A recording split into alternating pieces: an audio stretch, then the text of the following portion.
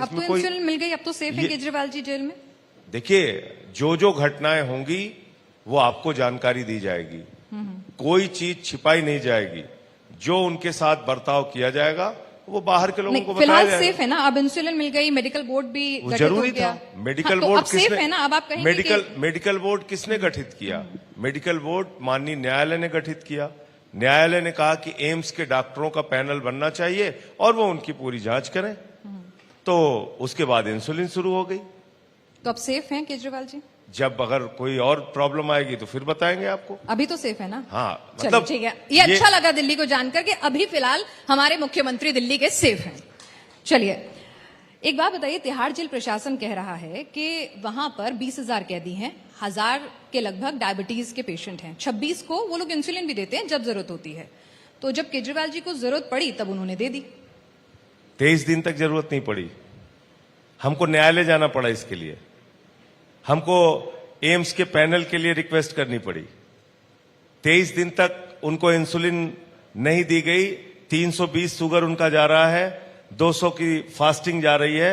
उनको शुगर की जरूरत, उनको इंसुलिन की जरूरत नहीं हुई। ये कोई सामान्य आदमी भी मानेगा क्या इस बात को? जो भी शुगर के मरीज होंगे, डायबिटिक होंगे, उनसे आप पूछिएगा। इसलिए मैं कह रहा हूं कि एक गहरी साजिश करके ये पूरा मामला तैयार किया गया केजरीवाल जी के खिलाफ, और जब वो जेल में है तो उनके जीवन के साथ खिलवाड़ किया जा रहा है। लेकिन अगर इंसुलिन की बात करें तो डॉक्टर के रिकमेंडेशन पर, उनके एवैल्यूएशन पर ही दी जाती है। और तो 54 यूनिट कैसे दी जाती थी? डॉक्टर के रिकमेंडेशन पे ही दी जाती थी ना। तो बाहर जो इंसुलिन रिवर्सल प्रोग्राम पर भी थे वो। तो ऑनलाइन होता है वो प्रोग्राम, उसके लिए भी उन्होंने रिक्वेस्ट किया कि शुरू करा दीजिए। पूछे तिहाड़ जेल वालों ने शुरू कराया? वो तो कोर्ट कहीं भागने का रास्ता नहीं है। मैं वही कह रहा हूं ना, जब कोर्ट में हम लोग गए तो 40 मिनट वीडियो कॉन्फ्रेंसिंग के जरिए एम्स के डॉक्टरों से अरविंद केजरीवाल जी की बात कराई गई, और उसके बाद ये इंसुलिन शुरू हुई है। आपके दर्शकों की जानकारी के लिए मैं बता दूं। ठीक है, चलिए, आपने एक बात और कही कि केजरीवाल जी को यातना घर बनाया गया है। हिटलर ने भी अपने विरोधियों के लिए यातना गृह बनवाया था। तो दिल्ली के सीएम को कौन टॉर्चर कर रहा है? देश के प्रधानमंत्री टॉर्चर कर रहे हैं। इसमें क्या छुपी हुई बात है? 24 घंटे आप उनको सीसीटीवी की निगरानी में रख रहे हैं।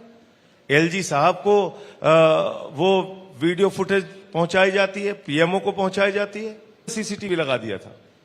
4 दिन तक लगातार शिकायत करने के बाद उसका डायरेक्शन चेंज किया गया। क्या देखिए, अगर उस बात पे जाएंगे तो क्या क्या हो रहा है वो नहीं बताइए ना, खुलकर बताइए कैसे टॉर्चर हो रहा है, किस तरह से टॉर्चर। मैं बता तो रहा हूं आपको। 24 घंटे उनको सीसीटीवी की निगरानी में रखते हैं। तो क्या पढ़ रहे हैं, क्या लिख रहे हैं, क्या खा रहे हैं, कैसे सो रहे हैं, कैसे जग रहे हैं, कितना टूटे कितना झुके, आप इन चक्करों में पड़े हुए हैं। आपको चिंता होनी चाहिए। देश में 2 करोड़ नौकरियां आपने हर साल देने का वादा किया था, उसका क्या हुआ? आपको चिंता होनी चाहिए। आपने किसानों की आय दोगुना करने का वादा किया था। 2022 15 अगस्त तक पक्का मकान देने का वादा किया था। महंगाई कम करने का वादा किया था। 15 लाख हर खाते में पहुंचाने का और कालाधन लाने का वादा किया था। आपने एक भी वादा पूरा किया?